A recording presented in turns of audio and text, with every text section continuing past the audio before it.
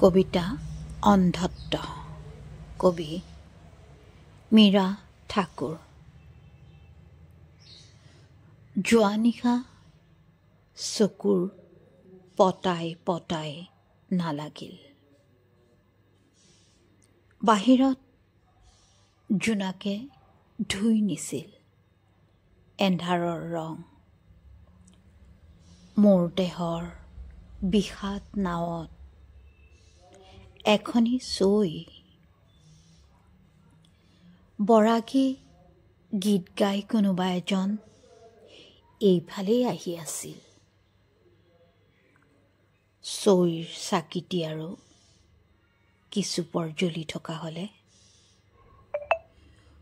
শলিতাৰ শেষ টোপাল তেলো শুকাওঁ শুকাওঁ। কি যে অচিন যন্ত্ৰণা, জীৱনৰ ইও এখিলা পাত নতজানু হৈ মানি ললো সকলো দুখ। এতিয়া চকু মুদিলেও চকু মেলিলেও একো কেনে দেখো চকুলোৰ মাজত